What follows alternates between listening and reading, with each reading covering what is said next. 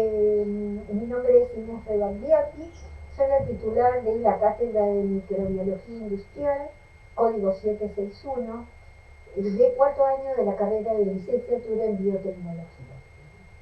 Debido a la pandemia, estamos haciendo estas grabaciones, pequeñas grabaciones de los trabajos prácticos esenciales. Hoy vamos a ver sanitización y control higiénico de superficies, sobre todo en los ambientes de trabajo. La legislación en cuanto a los criterios de control microbiológico cada vez están más estrictos en cuanto a este tema.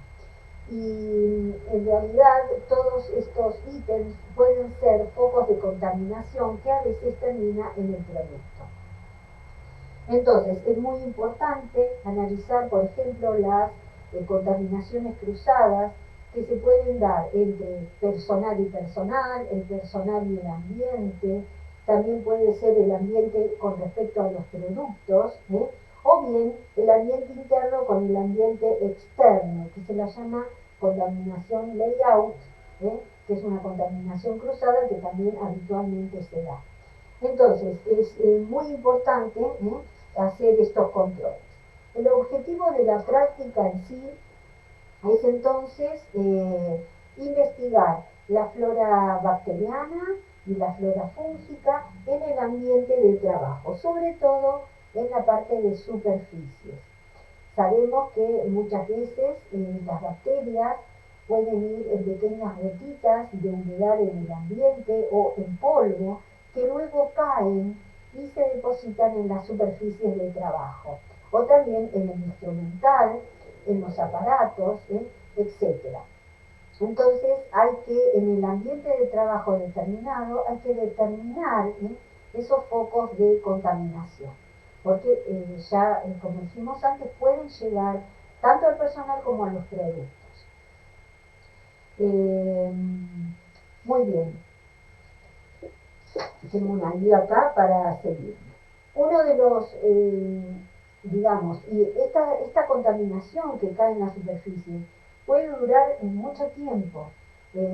Sabemos que, por ejemplo, dentro de la flora bacteriana, las bacterias gram positivas permanecen mucho más tiempo viables que las bacterias gram negativas, sobre todo en las superficies y en los famosos llamados nichos, que se producen en los ambientes de trabajo. Estos nichos se los llama a focos de contaminación que puede haber en rincones, grietas del material, en determinadas superficies, y que a veces es muy difícil de erradicar o identificarlos. Por eso es muy importante aislar, identificar y cuantificar estos microorganismos que pueden ser causantes de la contaminación ambiental. Muy bien, ¿cuáles pueden ser las causas de esta contaminación? Bueno, puede ser que falla en la limpieza, quizás los biocidas o los elementos que se utilizan para la limpieza no son los adecuados para la flora de trabajo en ese lugar. Entonces hay que buscar el biocida correspondiente para, por ejemplo, las cepas que se trabajan en esa industria o en ese hospital, y que pueden derivar en una posible contaminación. Muy bien, hay que tener en cuenta también aquellas bacterias que tienen la propiedad de formar biofilm, recuerdan, que son muy difíciles de eliminar.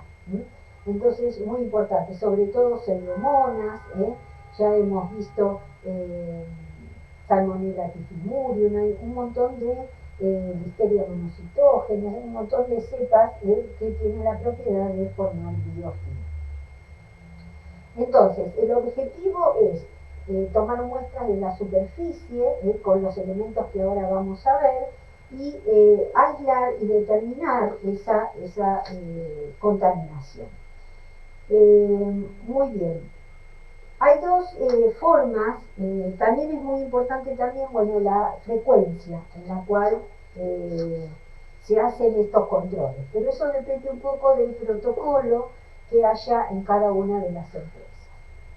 Entonces, bueno, los métodos para el muestreo de las superficies pueden ser un muestreo de superficies a través de hisopos, que se utilizan hisopos de distintas formas.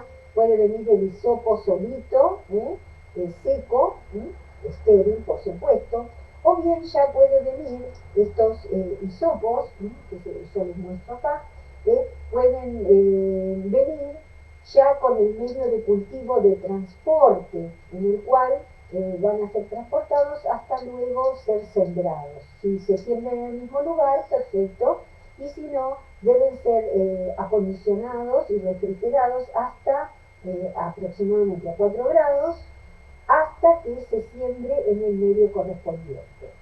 Pero tienen un medio de transporte adecuado una vez tomada la muestra. Muy bien, son los ideales porque ya vienen con la etiqueta para rotular, tienen un vencimiento, etc. Es uno de los más usados. Y luego tenemos los métodos de contacto. Los métodos de contacto tenemos o placas o bien por laminotubos. Además de los hisopos, también depende de la superficie que se va a estriar, también se pueden usar esponjas, también en forma estéril, que tienen una determinada superficie, pero eso es más para superficies mayores. En general, el hisopo se usa, o el método del hisopado en superficie, se usa de 20 a 100 centímetros cuadrados. Generalmente se informa unidades formadoras de colonia por centímetro cuadrado, o bien por la cantidad de centímetros que ustedes hisoparon. Entonces puede ser 10 centímetros cuadrados, que es lo habitual para la superficie. Si ya hay que hisopar, o sea, la superficie es muy grande y hay que hisopar una superficie mayor de 100 centímetros cuadrados, entonces en realidad se pueden utilizar estas esponjas que son más útiles. Nosotros vamos a utilizar hoy hisopos. Muy bien. Y luego está el método de contacto que tenemos. Pueden ser a través de placas, que son las llamadas plaquitas Rodax. Las Rodax vienen con, generalmente en la base, tienen un cuadriculado para que después en la misma placa, en el mismo agar, se haga el recuento de bacterias. También se expresa por centímetro cuadrado, y estas plaquitas Rodax tienen la particularidad de tener un menisco en la parte superior negativo, se lo llama, o sea, que tienen agar hacia arriba, ¿sí? en comba. Entonces, esto es muy importante porque nosotros ahora vamos a ver cómo se hace. Se apoya el agar directamente y se presiona en la zona de la superficie donde se quiere hisopar. Hay de distintos tamaños de placas Rodax, pero generalmente las de 6 centímetros de diámetro es la que más se usa para el método de contacto para análisis de superficie. Muy bien. Después también tenemos los laminotubos, que son estas láminas que tienen dos medios de cultivo. Puede ser el mismo o puede variar. Puede ser uno para flora bacteriana y el otro para flora fúngica. Depende los laminotubos que ustedes compren. También se utilizan haciendo presión sobre la superficie que quieren hacer. Generalmente son entre 5 y 7 centímetros cuadrados lo que uno muestrea con estos laminotubos. Muy bien. Muchas veces las superficies tienen restos de biocidas o desinfectantes que han utilizado para limpiar o desinfectar la superficie. Y a veces hay que tratar de neutralizarlos para realmente hacer un examen microbiológico de esa superficie. Entonces a veces se pueden utilizar neutralizantes, ¿sí? Como el polisorbato 80, el tiosulfato de sodio, ¿sí? La histamina, la saponina, ¿eh? Eh, también la catalasa o peroxidasa, pero depende mucho del dióxido desinfectante o el limpiador que hayan usado para esa superficie, el neutralizador que ustedes van a usar. Pero depende un poco de lo que ustedes tengan en el lugar donde van a hacer el control higiénico. Entonces, tienen que averiguar, por supuesto, cuáles son los elementos con los cuales limpian estas superficies o bien desinfectan las superficies. Bueno, si hablamos de contaminación patógena, muchas veces se pone presencia o ausencia simplemente. No quieren un valor cuantitativo, sino cualitativo. Si se especifica, por supuesto, se debe hacer un análisis también cuantitativo. En realidad, como les dije, se hace un análisis quali y quanti, y se forma unidades formadoras de colonia por centímetro cuadrado. O bien la cantidad de centímetros cuadrados que ustedes han hisopado.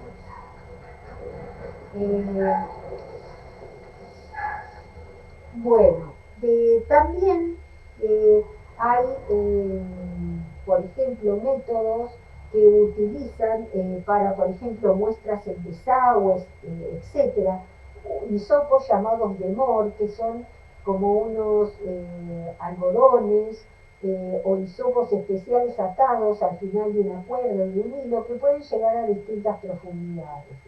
Esos también se utilizan para el control higiénico, por ejemplo, de desagües, de donde salen los efluentes de las fábricas, etc. Bueno, entonces vamos a hacer primero lo del hisopado con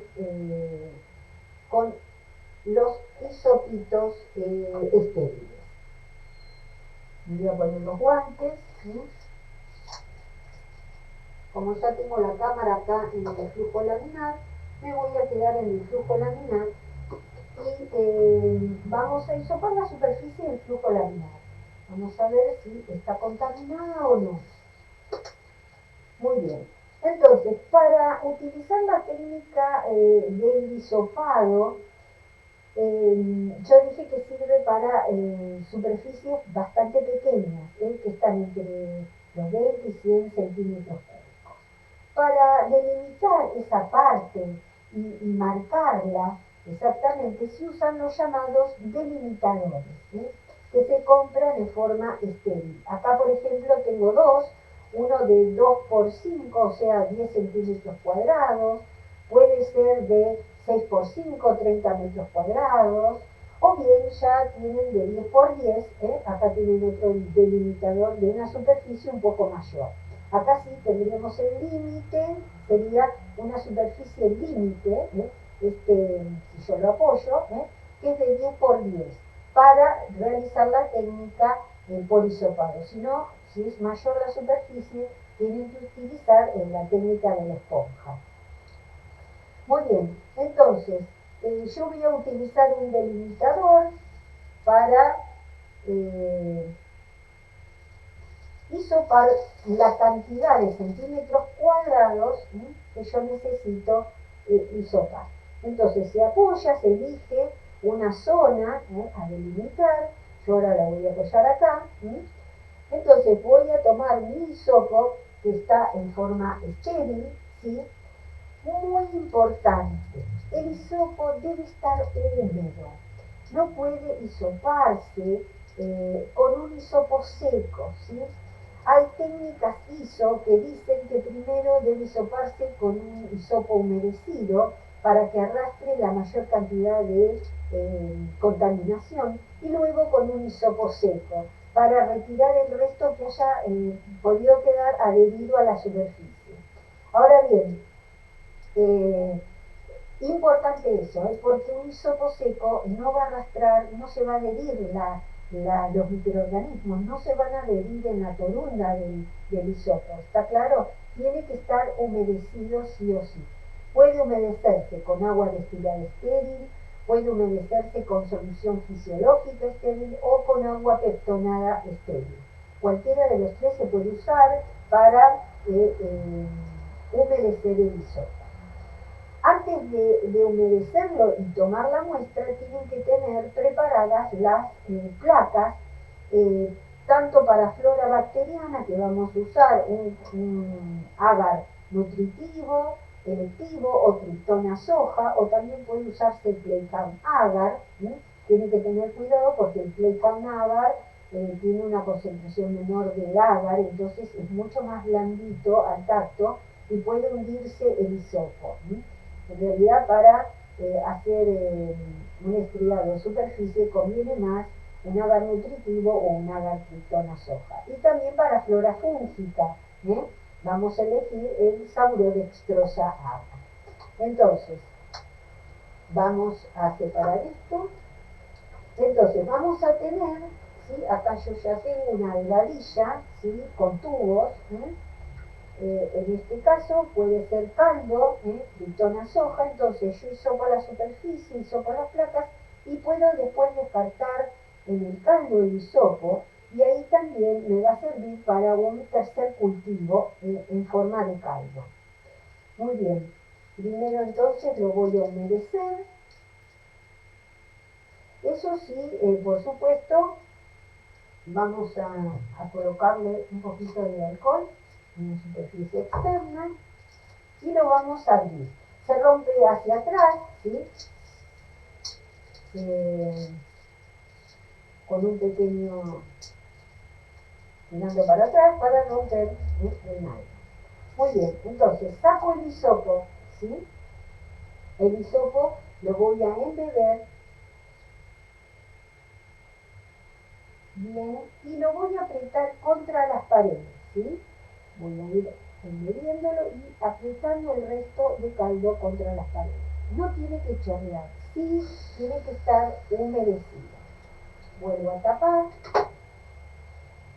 fijo bien con mis manos el separador, ¿sí? Y empiezo a hisopar. En un sentido, en forma paralela, siempre de un mismo lado del hisopo, de borde a borde. Y luego girando el hisopo del otro lado, pero en posición perpendicular. Hisopando bien según el delimitador. En este caso son 30 centímetros cuadrados. Muy bien, teniendo el hisopo cargado, voy a estriar en la superficie del agua. Primero para flora bacteriana y luego para flora fúngica.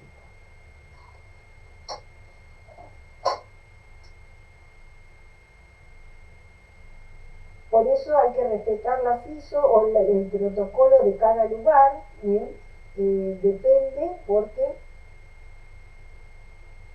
cada uno realmente tiene un protocolo ya establecido.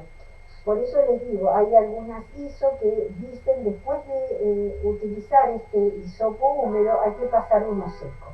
Pero bueno, en realidad es una manera de darse cuenta de la contaminación en el lugar. Muy bien. Este tubo así con el hisopo dentro del mismo caldo se puede poner a cultivar. Recuerden siempre que la flora bacteriana, este caldo con la placa de triptona soja, en este caso, o agar nutritivo, va a 35-37 grados centígrados durante 48 horas. Mientras que el agar saurodextrosa, que es para flora fúngica, se incuba a una temperatura de 25 grados centígrados, como mínimo 7 días, y se lo puede dejar hasta 10 días. Muy bien. Esto se descarta y vamos a ver ahora cómo se hace esto listo también se puede descartar. Muchas veces los vuelven, depende del material que sea, el delimitador se puede volver a esterilizar. Bueno, y ahora vamos a hacer el método de contacto. El método de contacto dijimos que podría ser con las plaquitas Rodax, ¿sí? O bien con las laminotubos, ¿sí? Que son, ven, si uno abre la tapa, ¿sí? Sale el laminotubo, ¿ven? Tiene un medio de cultivo de un lado y un medio de cultivo del otro lado. Entonces, generalmente puede ser un agar nutritivo o electivo y el otro un agar selectivo. O bien puede ser para hongos y levaduras y puede ser un medio de un lado para levaduras específicamente y el otro solamente para hongos. Como se incuban a la misma temperatura, se puede utilizar dos medios diferentes en el mismo laminotubo. Muy bien, estas plaquitas Rodax, muy bien. Rodax significa la R de Replicate, Organism Direct Agar Contact. Entonces, es una manera de determinar microorganismos por un contacto directo con el agar. Como dijimos antes, estas placas Rodax son especiales, vienen cuadriculadas en la base para que uno luego pueda hacer el recuento. Y, o sea, grabada en la base viene una cuadrícula, ¿sí? Y recuerden que tienen un menisco negativo, o sea, un menisco hacia arriba. El agar supera el borde de la placa. Por lo tanto, uno puede apoyarla sobre la superficie, presionar un poquito, dejar unos segundos y luego retirar la placa. Aproximadamente la placa Rodax es aproximado, pero es de 7 a 10 centímetros cuadrados lo que uno es lo que uno está analizando o controlando. Entonces vamos a abrirla con mucho cuidado, le vamos a sacar la tapa, ven que el agar, no sé si se ve ahí muy bien, pero sobresale en la parte de arriba, sobresale bastante de la parte de arriba. No es una placa de común. Bueno, muy bien, entonces elijo la superficie, presiono muy delicadamente, lo dejo unos minutos, también en los bordes, en la parte central. Luego levanto la placa y la tapo. Por supuesto, la rotulo y esto va a incubar. Lo mismo puede hacerse tanto para flora fúngica como para flora bacteriana. Y luego tenemos los laminotubos. Los laminotubos, o también llamadas paletas, estas paletas, ya les digo, pueden venir con distintos medios de cultivo, pueden ser ya medios selectivos, o bien un medio nutritivo y el otro un medio selectivo, porque muchas veces ya en determinadas áreas de trabajo se sabe cuál es la flora habitual de contaminación. Entonces es muy importante el tipo de laminotubo con el medio cultivo que ustedes pidan. ¿Cómo se hace? Bueno, se abre, se elige por supuesto la superficie y es en la zona de la tapa, es bastante flexible. Entonces, se va a apoyar así, ¿ven? Que hace un ruidito. ¿Ven que se inclinó? A ver si lo pueden ver ahí. ¿Ven? No sé si en la otra cámara me ven. A ver, lo voy a hacer más acá porque en la otra cámara no sé. Muy bien. Ahí, ¿ven? Lo apoyan en la superficie, ¿sí? Lo dejan unos minutos. Luego lo giran y lo presionan para el otro lado, ¿ven? Entonces, lo que está en contacto es el agar con la superficie, ¿sí? Una vez que está unos segundos en contacto es suficiente. O sea, lo importante, yo para que lo vean ahora, ven lo flexible que es el cuello, ¿sí? ¿Ven? Hacia un lado y hacia el otro. Entonces pueden presionar sobre la superficie, girarlo, volver a presionar para que esté bien el agar en contacto con la superficie Luego se centraliza el tapón y se guarda en el frasco. Muchos le ponen unas gotitas de agua estéril en la base para que no se deshidrate, ¿sí? Pero igualmente si está bien cerrado no hay ningún problema. Y esto así como está, se lleva entonces a la estufa de cultivo. ¿Mm? Entonces, también va a haber para flora bacteriana o para flora fúngica. Dependen el control microbiológico que ustedes estén realizando en el sitio o en el nicho de ese ambiente de trabajo. Bueno, algo importante es justamente los nichos de trabajo. Los nichos de trabajo son lugares donde son focos de contaminación. Entonces muchas veces uno debe hisopar, por ejemplo, manijas de camillas o manijas de puertas, pueden ser ángulos o bordes, etcétera, de determinado instrumental o de determinada maquinaria que esté en el ambiente de trabajo. Entonces ahí no se puede informar por centímetro cuadrado, porque es imposible determinar los centímetros que uno hisopó. Entonces, generalmente se da presencia o ausencia de determinada contaminación en esos lugares, ¿sí? Porque no podemos determinar una unidad formadora de colonia por determinada área, ¿está claro? Porque no la podemos delimitar exactamente. Entonces se hisopan, por ejemplo, yo acá en el flujo laminar, que también se hace, por ejemplo, puedo agarrar otro hisopo estéril, acá tengo hisopos estériles que me he preparado, tomo uno, por ejemplo, vamos a tomar uno, vamos a cerrar, tomo otro caldo para embeberlo, ¿sí? Recuerden que nunca tiene que estar, ahí ven, bien embebecido.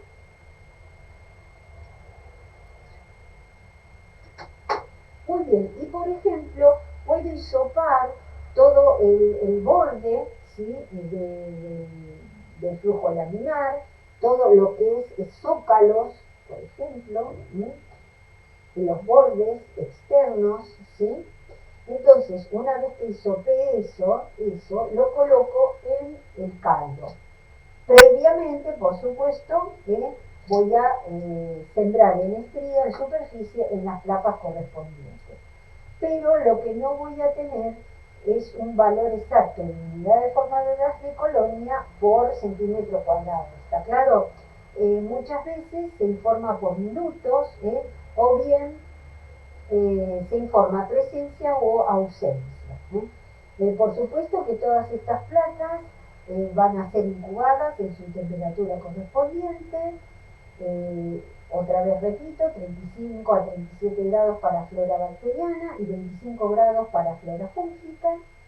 Y luego del tiempo acordado de cultivo, puede replicarse toda colonia distinta que crezca, puede replicarse en medios selectivos y diferenciales. Y también uno va a tener un recuento. Muchas veces solamente quieren saber el recuento de la contaminación en general. Pero otras veces quieren en determinados lugares de trabajo, como pueden ser salas de cirugía, por ejemplo, que es muy importante, o donde se manipulan alimentos que son de fácil contaminación, que no tienen una cocción, por ejemplo, o solo tienen una pasteurización.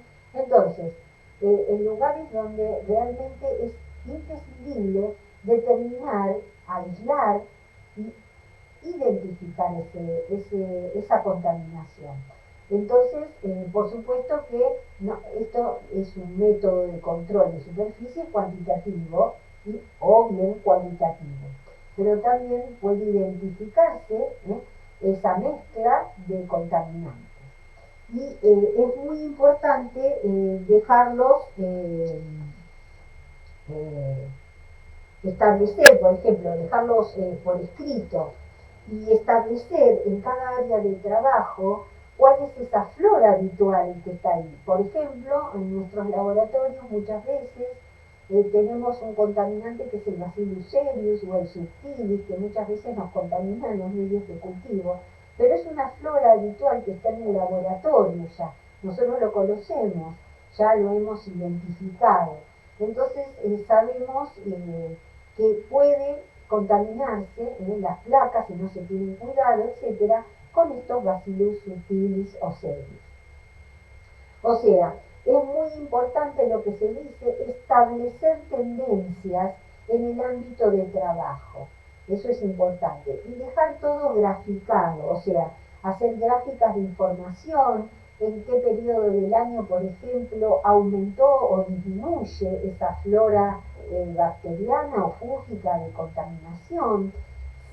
También es importante la hora en la cual se realizan esos controles, porque también hay rotación de personal. Entonces, bueno, quizás hay horas donde hay más movimiento de personal que otros, o hay mayor producción en determinadas horas que en otras. Entonces, es muy importante también en las distintas horas, dentro de las 24 horas, que se hagan estos controles higiénicos sanitarios de las superficies. Por suerte, en el comercio, como así tenemos las laminotubos, las placas Rodac, hay mucho material que ya se compra listo para ser utilizado, ¿no? Y que ya está estandarizado y aprobado por las normas ISO. Así que bueno, igualmente cada uno debe seguir el protocolo de su ambiente de trabajo, de su industria o del hospital donde se va a realizar el control. Bueno, como dije antes también es muy importante los resultados. O sea, hay normas específicas y por ejemplo muchas veces se establece un límite de alerta que se le dice, que es la media más 2 desvíos, la media obtenida. O bien un límite de acción correctiva que se le dice, que es la media más 3 desvíos. Pero eso depende un poco. Hay valores aceptados, otros no. Por ejemplo, muchas veces depende de la norma. Una zona limpia se considera que se registró de 1 a 10 unidades formadoras de colonias por centímetro cuadrado, y se la considera una zona limpia. Para otras no la será. Y bueno, en general los resultados tienen que ser menores a 2,5 unidades formadoras de colonia por centímetro cuadrado, para que esa zona se dé como limpia. Entonces, es muy importante este control, o sea, la legislación en cuanto a criterios de control microbiológico cada vez es más estricta y hay que cumplir con todos estos controles sanitarios e higiénicos de superficies en los ambientes de trabajo. También hay otros métodos, como se los nombré en otra práctica, que también están todos los métodos de bioluminiscencia, que recuerden que pueden detectar trazas de ATP de los microorganismos, que también son muy importantes. Generalmente las proteínas dejan estos rastros bioluminiscentes, así que, bueno, importantes para el control biológico. Pero como les dije antes, muy importante graficar los valores obtenidos y dejar todo establecido y escrito para que en el futuro, si encuentran alguna cepa nueva, averigüen de dónde proviene esa nueva contaminación. Es muy importante por eso establecer tendencias en esos ambientes de trabajo en cuanto a contaminación accidental, ¿no?, que pueda existir. Y ver también, así uno puede analizar si, por ejemplo, los elementos de limpieza que se están utilizando son los adecuados para ese ambiente de trabajo, si los biocidas que se utilizan para la desinfección son los adecuados, también la asiduidad con la cual se hacen. Entonces eso también es muy importante en el recambio de personal, etcétera. También cuántas veces se sanitiza esa zona, también es muy importante. más que nada todo para tener en cuenta que lo que uno necesita es esa relación de personal ambiente y ambiente producto, que sea con la menor contaminación posible, ¿sí? Para que el producto, por supuesto, no salga contaminado. También hay que proteger, por supuesto, a los operadores, a los profesionales y a los técnicos que trabajen en esa área del trabajo. Además pueden llevar, así como layout, que es la contaminación cruzada que el personal puede traer de afuera hacia adentro, también el personal puede llevar contaminación patógena de adentro hacia afuera, ¿no? Que también es muy peligroso para la sociedad.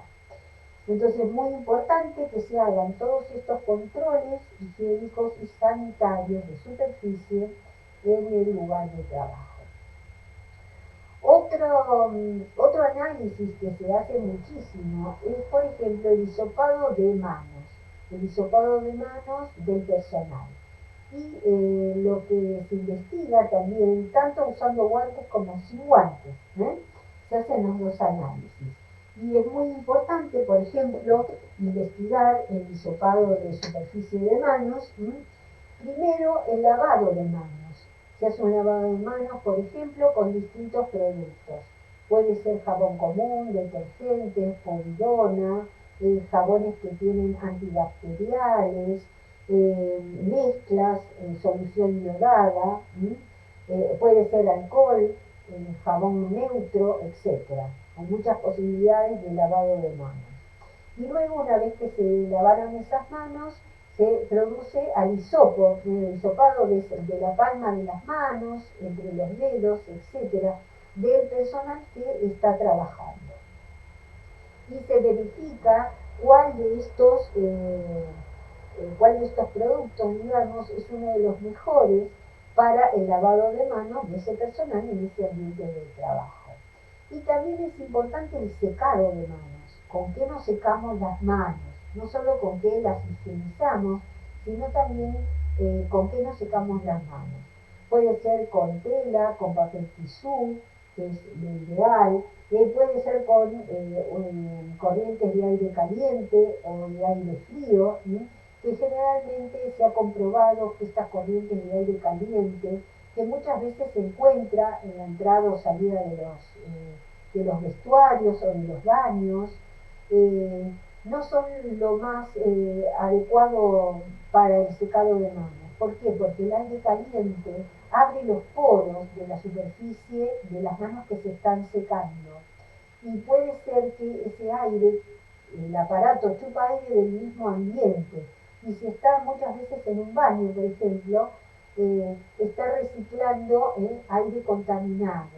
Y encima, con el calor, con el aire caliente, se abren los poros de la mano. Entonces, y además que ese aire va a una presión determinada y caliente. Entonces, si va contaminado, nos va a secar las manos, sí, pero nos va a introducir una nueva contaminación quizá más peligrosa de la que teníamos antes de lavarnos las manos y secarnos. Entonces, en realidad el aire caliente no es recomendado.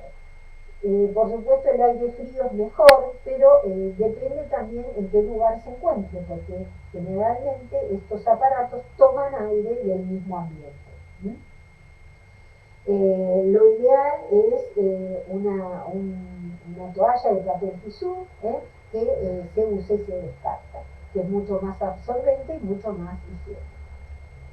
Entonces también se puede realizar un hisopado después del lavado, un hisopado después del secado, y también se hace un control antes del lavado. Entonces, cuando hacemos un control o hisopado de manos de un personal, del personal que trabaja en ese ambiente de trabajo, entonces hay que hisopar primero las manos sin lavar, luego lavadas y luego secadas. También se pueden hisopar con los guantes que utilicen, hay distintos tipos de guantes, depende también la tarea que están realizando, el nivel de bioseguridad que tienen que tener, y También se puede hisopar antes de comenzar a trabajar con el guante y luego al finalizar de trabajar. O sea, al finalizar las horas de las tareas, se puede volver a hisopar esas manos con guantes, a ver si ha habido un aumento en la contaminación. O bien sigue habiendo una contaminación mínima permitida, ¿no? Que no es, por supuesto, patógena.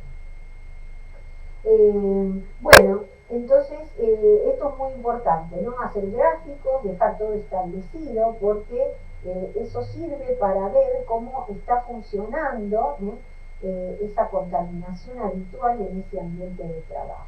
Por supuesto que hay ambientes de trabajo que deben ser totalmente estériles, como ser salas de cirugía, etcétera, donde o llenado de